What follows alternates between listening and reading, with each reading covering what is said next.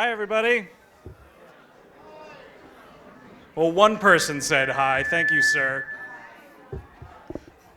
If we want to take our seats, we're going to get going. My name's Andrew Jupin. I work in the programming department here at the Burns. I'm one of the curators for the Sounds of Summer series. Thank you for coming out. Thank you for people who have been to other events and screenings in Sounds of Summer. How many people here have caught more than one screening in Sounds of Summer? More than two? More than three. Albert, I'm looking right at you, buddy. Cool. So this is the last event in the series, Everything is Forever, with Mr. Nenad Bach. While it is the last event, it's not the last screening. That's tomorrow night, the closing night of the series, a preview screening of the new Nick Cave film, 10,000 Days on Earth. It is fantastic. So if you are a Nick Cave fan or not, it's a beautiful, weird, funny movie that's got great music in it. So come out for that tomorrow night, 10 o'clock p.m., and then we will officially close Sounds of Summer for the year. I can't believe it's over already. Someone booed. I mean, I guess we could do it year-round. We'd probably run out of films, though. So tonight, we're going to screen Everything is Forever, like I said, and then afterwards, I'll be back up here with Nenad Bach and Vic Zimet, and we're going to chat about the film. Sound good? Yeah? All right. Enjoy the movie.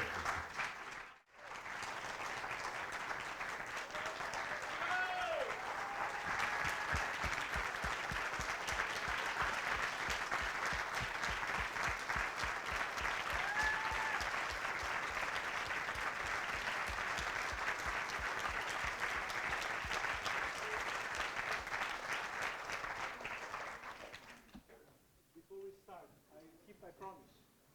2 for 15, 1 for 17. Let's go.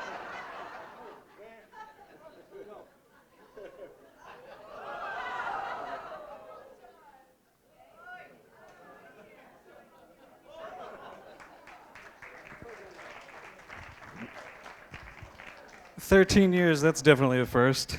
Pay to Dino at the end, or Dino will pay visit to you. Anyway. So, Nenad, before we get going, is that your pet at the end? What? That's my beautiful pet, Shmooky. And it's an opossum? Opossum, yeah. How does one acquire an opossum for pet purposes? Opossum.com. I'm just joking. Just joking. It was abandoned nest. Uh-huh. And he grew up as little as this, and grew up to be 2 years old, and then died, unfortunately. Oh. That's a sad note I didn't expect to get. Well, it was very kind, actually. What people have assumed to be opossums to be, usually it's a roadkill or something like a night shot with an open mouth. But they're very kind and very gentle. All right, fair enough. Yeah. So, Yeah, that's why? yeah, just to build Just up to the get that possum possum in the scene. end. It makes Yeah, sense. Yeah. So, Nenad, you are, this internationally acclaimed musician, which everybody knows, but you're also a huge cinephile. You're here all the time. I feel like you're here more than me, and I work here. I'm furniture here. So I'm kind of curious, was a Nenad Bach movie sort of inevitable?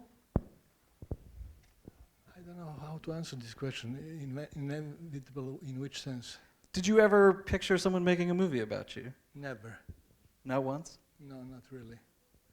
Well, so then, Vic, I guess the question goes over to you. How did this come together? I'm going to try to make it short. Basically, I was working at CBS in the early 90s, and that's when the war in Croatia was going on. And I was cutting on a show called Street Stories, and the story that they threw into my edit room With Ed Bradley. was about Nenad. He was working with Danny Schechter, who's in the audience tonight, and they were trying to bring, let people in America really know what was going on over there. And I loved his music, and I loved what he stood for, and I really enjoyed the story, and I didn't think much of it after that. It was one of the stories. I worked at CBS on and off for 10 years, and it continued to be one of my favorite stories I ever cut there. But I ran into him about 7 years later on the street. We struck up a friendship, and I don't know, about a year or two later, he said, what do you think if we just start shooting something and let's see what happens. I mean, that was basically it. I had no concept of what the hell was going on. for 15 years it took me to make the film. It wasn't until about last year that I had any concept about what the hell was going on. So, it finally dawned on me, I should cut this thing. So I'm gonna turn it over to you guys in a minute. So be on the lookout for the microphone going around. So when you're making the film, did you have any idea of where you wanted the story to stop? I mean, it does span this huge period of time. So was there an end point you decided? I mean, why stop now? Why not keep going? Well, that's why it took 15 years. I really had no idea what the hell I was doing. I mean, I was making, me and my wife, Stephanie, who's a producer on the film. Stephanie, just stand up so people can, all right, right there. We were just shooting. We basically would make multiple, we do a lot of indies. And we were shooting different independent films simultaneously. And then at a certain point, for whatever reason, we say, okay, this one is ready to be cut. And then we cut it. And we did 2 Bravo profiles while we were making this film. We did a film about Rory Gallagher. We did a film about Black 47. We did a film about the flying neutrinos. And finally ran out of stuff that we were doing.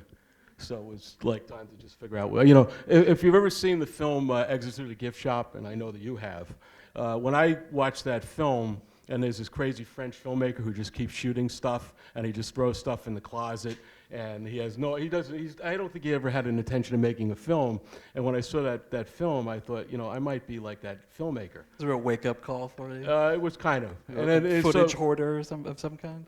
Yeah, I mean, once I started to cut it, I kind of understood what the thing was. Maybe it just had to percolate. But, I read a long time ago that Francois Truffaut had said that, you never finish a film, they just take it away from you.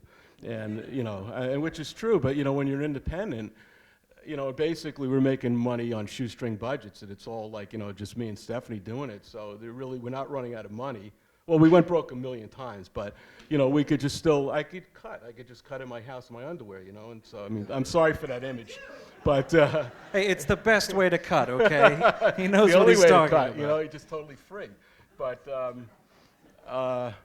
so, I think about a year ago, he was going to Lisinski Hall to do the concert, and I thought, what, this has the possibility of being like the climax of the film, and then it became easier because, with the song Vukovar and what transpired there, it really, I feel like, it was a very powerful ending. So, but, I basically just kind of made a commitment to him at the beginning of 2012. I said by the end, or 2013, I don't know what year it is, but I said at the end of the year, we'll have a film. I mean, you just kind of have to just say, okay, that's it. Yeah. And, like I say, fortunately, I started to understand what was percolating. And once I finally said, okay, what's this film about? What are the themes of the film? And then I started to understand how to put it together. Nenad, towards the end of the film, I think it's when Vukovaren's playing, there's that huge, tall structure. What is that? I was curious. It's such a great structure. It's a water tower. Uh-huh. That was hit so many times but stood. And it's like a symbol of resistance. Mm-hmm. And I thought it would be great to make like a vase like this and sell like a vase as a reminder of life, I wanted to ask you, there are plenty of people today who are friends and who are in the film. Can everybody who is in the film stand up a little bit, please? That's half the audience, I think. Come on, don't be shy. There they are. There they are. All right.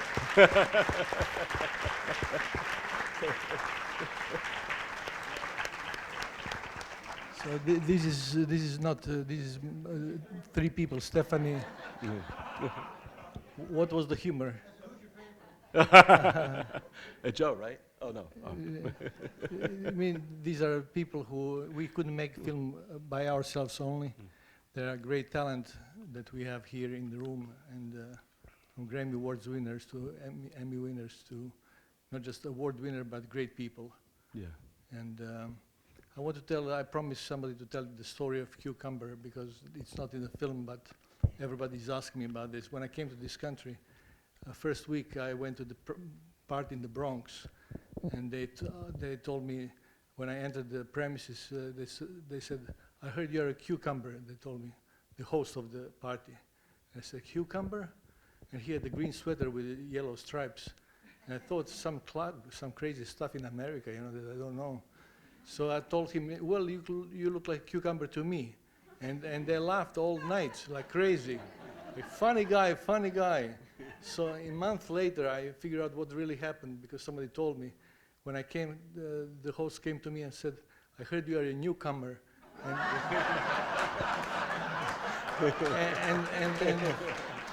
and my answer was, you look like a cucumber. Anyway. So.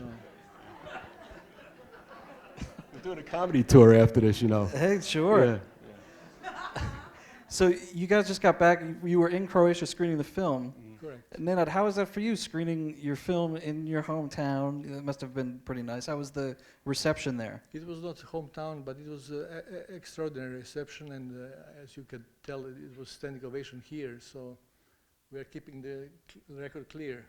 Yeah, I'll say for People myself. are emotionally connected. Sorry, yeah. I was going to say for myself, we were staying at a little bed and breakfast type place, and the daughter has kids, so of the woman who owned the place, so she's 30s or 40s or something like that, and she said to me the next morning at breakfast, thank you for remembering us. I think that about the Vukovar and stuff, that they were really touched, and that. So it's kind of a shared thing. I mean, I just, it's really Nenad's story. I'm just like the vehicle, but it made me feel good, because I think what she was touched by as an American came over there and helped to show the world what was going on and to remember what had gone on. And so that was the thing that was most rewarding to me. Yeah, well, I had full trust, and somebody asked me when it was 10th year, 11th year, 12th year of shooting or something, that people asked me, so when will that movie come out? I said, I have no idea. Whenever Victor decided, I said. And that's true. I never pushed the buttons or anything because I had full trust. I think he's a brilliant filmmaker, and I saw his other movies. He did a movie about Sidney Lauper as well, a number of other people, interesting stuff. So my trust was 100%. That's how it's a collaboration in a sense, but with the full trust, and never argue about things. We discuss things, but never argue. Not once? Not once. That is a perfect Yeah, pairing. yeah. then. It's, All right. Yeah, I would say this also just about the course of time and doing it, and to his credit, not bothering Stephanie or myself about when you're going to finish the film, as he saw us cranking out other indie films, was the fact that the beautiful thing was that his music was growing. There were songs that, if we'd finished the film 5 or 10 years ago, Vukovar wouldn't be there. There's a body of work that we luckily had that he was also pumping out as we were waiting to make the film. So I think it was just an organic thing. It's funny when people say, "Oh, it took you 15 years to make the film," and I never really think about that. It kind of, we made films. I played softball. I mean, just life went on. And so it just, in some respects, 15 years. When I look back on it, it's like it just happened. We just happened to make a film, and it took that long. Mm-hmm. It wasn't like Boyhood where they, I watched that. I came here to see it the other day, and it's interesting because that they consciously knew that they were going to go 10 or 12 or whatever it was, and so it was interesting for me to watch that because I saw how they were doing markers in terms of like time periods and presidents and things like that, and with us doing a 15-year film. It never occurred to me that maybe it's sort of Boyhood. I might have had some ideas, but now now that they're both done, I thought that was quite interesting because I never knew. I thought it could have been done in a year or two. I don't know. You had no idea what you were getting yourself into. No. Let's turn it over to you guys. Question up here. Where are we pointing? Up there in the back. There's 2 parts that aren't related. The dedication is to Jack Zimet, Mm-hmm. and I wanted to know something about that. And will there be an Everything is Forever 2? What, do you think I got another 15 years? Jack Zimet is my father. He passed away a few years ago, and it was really important to dedicate this film. I mean, he'll always be remembered, and it's like one of those things when the credit comes on, it's like, it means a lot to me. So it's one of the most important things to, at least, having the opportunity to like dedicate something to my dad is, that's partly what makes this whole thing worthwhile. Yeah. So he was a great man. Question up here. Yeah, Michael Fox once described having Parkinson's as like having a wild child around him. How would you describe your feelings about Parkinson's? Well, I rushed most of my life, and I'm glad to be a little bit slow. I wish it was under my own conditions, but you take the weight as it comes. It's uncomfortable sometimes. Like I would like not to shake now, but it's not deadly disease, so that's a good news. That's how I see it. I see usually good news in the even in bad news. I also want to mention that here is Danny Schechter. Please, Danny, if you can stand up for a second. Danny Schechter, who helped me tremendously during the last 30 almost years, and he connected me with CBS, Ed Bradley, and a number of other people, Billboard. Without him, I don't think I would be standing here. He's a great human rights activist and a great television producer who knew Mandela and John Lennon and all of this, and find my talent interesting enough to even to come tonight. So thank you, Danny. Also want to mention John Holbrook in the end. John Holbrook, please, if you can stand for a second. John, you too, yeah. John Holbrook is my engineer for the last 30 years. He mixed every record pretty much I've done, except the first one. An incredible talent and a great human being. 5-time Grammy Award winner, modest, and traveled to Croatia with me twice. And I thank you for that. Yeah. But I'll thank Lou Gorfain for teaching me everything I need to know about editing, all right? I'm done. Yeah. Thank you, Lou. And we have here John Timpane. Please stand. John Timpane is a co-lyricist with me. Can We Go Higher? I Love Losers. A lot of his songs there. Partially his great talent in the lyrics and a great man. I have my band here, please, if you can stand. The Joe DeSantis, Michael O'Keefe, Al Orlo, and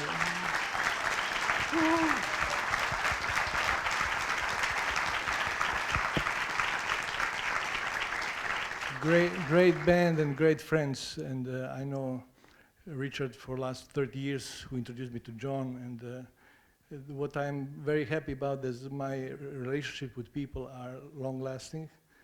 And so I choose right people as friends. We have here Frank Egan also, who mixed the sound for the film. Frank, where are you? Yeah, thank him a lot. Yeah. This film, the tracks on this film are a mess. Yeah, this guy's a miracle worker. That was a one-man band, and so my sound work leaves something to be desired. Thank you, Frank. We are very picky about friends. And here's my wife, Vera Bach. Please stand up.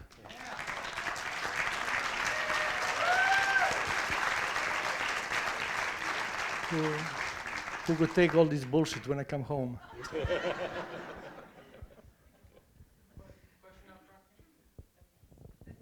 Hi, Nenad and Victor.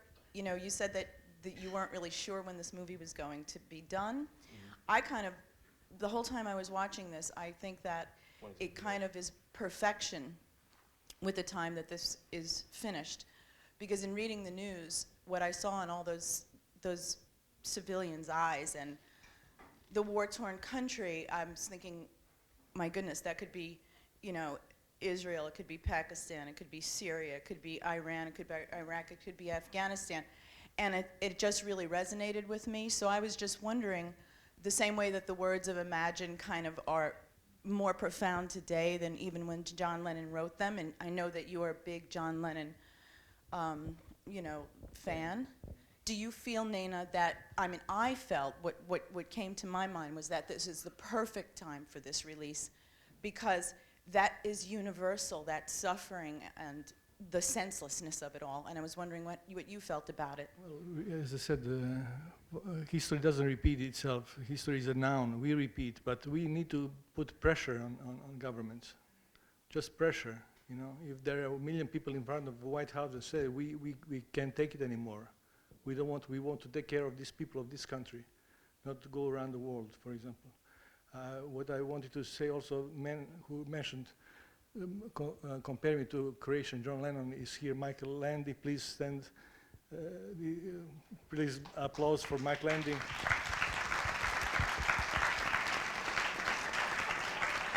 Somebody that you should, that's the discovery should be like that, because Sam Records was an amazing label. Unfortunately, it didn't last, but most of the things in discography were, destroyed because new paradigm needs to be born. And Mike was one of the honest people in the business and true talent, because equal can be recognized by equal only. And I appreciate it, Michael, very much. We have also two guests from Iowa, Dubuque here. Yeah, Cindy and Kathy, please stand up.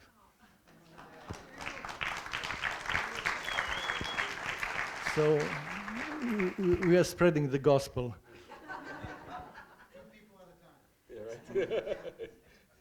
Question up here in the back. The big surprise for me in the film is the discovery of the illness. I certainly didn't see that coming.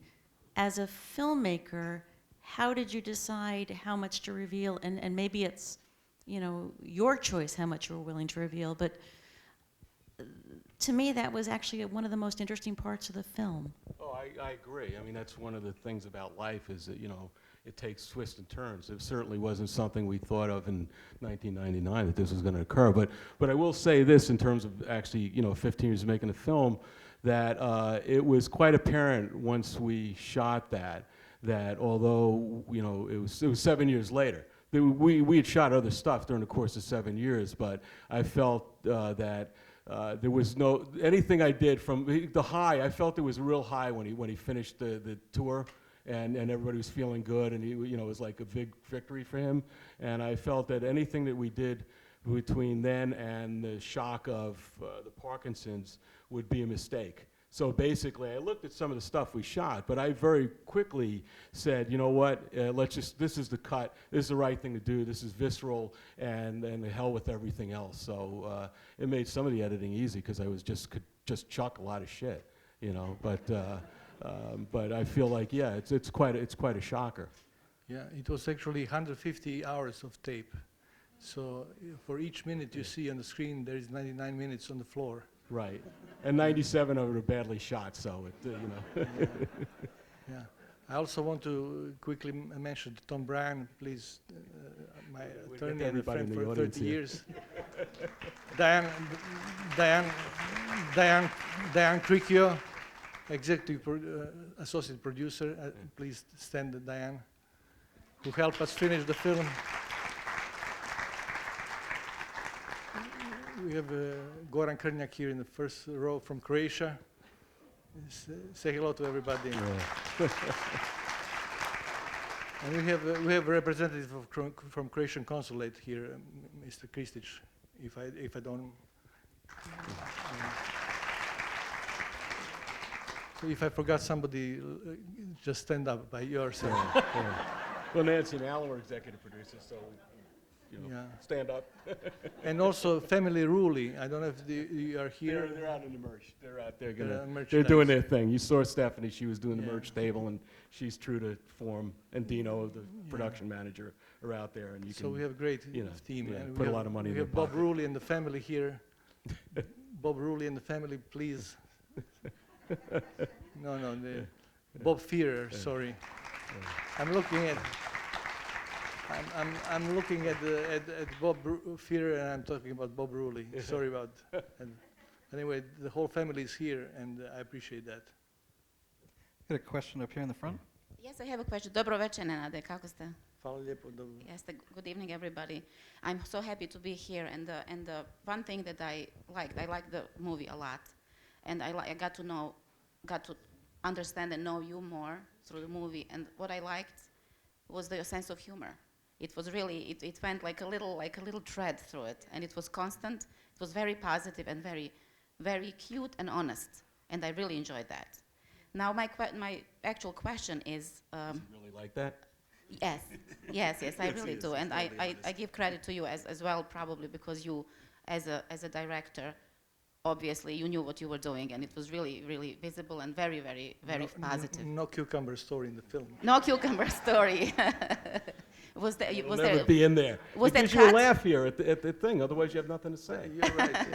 Yeah. Was it cut? Was it supposed to be No, in the it? cucumber. No, he said the cucumber story. It was like, it didn't fit. You know. I mean, Okay. come on. I'm the filmmaker.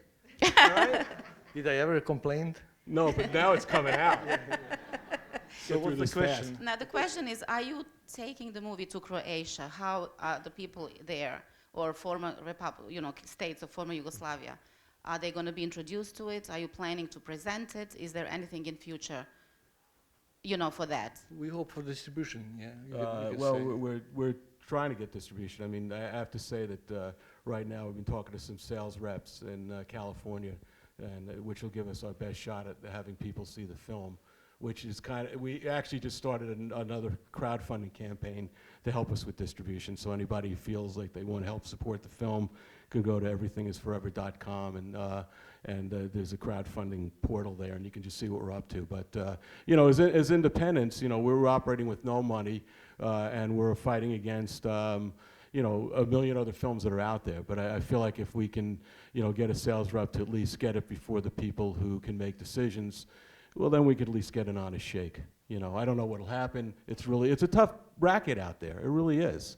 But we'll do what we can. I mean, the good news is that even there's the internet. There's a lot of ways for people to see films. There's not a lot of ways to make money, but there's a lot of ways for people to see films. And so that's the one good thing about what's going on now in terms of the arts and things like that. You have to battle. You have to battle to find the audience. You have to bring people intent. You have to get people to know who you are, and it takes a tremendous amount of effort. And when you have no money, it takes like triple the amount of effort. But I'm not saying that for anybody to feel bad, because frankly, I'm like 98% of the other filmmakers out there. That's just the way it is, and that's our lot in life, and you accept it. Question up here. Oh, sorry, can we just the microphone? No, that's fine. What do I do with this? Okay, I'm just wondering if you're familiar with the East Harlem Poets Den and the annual civil rights and human rights indie movies that they present there. No, I'm not. But if you want to email I us can and let us send know. it I mean, to we're you. certainly looking for anybody's ideas about what we can do or places that we can approach. I mean, honestly, you make a film, you want people to see it. So, these are. Because it's partnered with, I think, one in Barcelona and one in Rome at the same time. And there's a gentleman who wrote a lot about overthrowing dictatorships through nonviolent means. The film was actually filmed over a very long period of time in his life and culminated just as all these uprisings were taking place. Wait, someone had a question over Yeah. there, right? Yeah, there we go. We just had a quick question back here. Oh, wait. In the beginning, your son calls the radio station. Did they ever play your song? No. But here, Hannah, here's the thing. This is a beauty, and Stephanie pointed it out to me the other day. WFUV played Nenad's music on Sunday to help promote the screening. And so, actually, it came around. Stephanie said at the beginning of the film, he calls the radio station, and now 15 years later, the radio station played it. All right? We won! Nenad, when you screened the film in Croatia, did the vocal troupe in the film get to come see it? No, they didn't. They were performing somewhere else. They couldn't come. Oh, they had a gig though, so that's They there had a had to gig. be a reason to miss their movie. Correct. Yeah. But they saw the film and they loved it. Mm-hmm. Yeah, people are emotional. I would say anywhere we went to Houston, Texas. There was a film festival that was a premiere. And people are from Kuwait, from Iraq, from Germany, from Romania, and equally emotionally moved. And so it opened my eyes a little bit that the story is actually universal. So it has nothing to do particularly me, but we are connected somehow, and we suffer the same pain, and laugh at the similar jokes. Well, guys, thanks for coming by with the movie this evening. Thanks so much. Thanks for having us. Vic Zimet, Nenad Bach, everybody. Thank you, everybody, for coming. I really appreciate it. Thank you.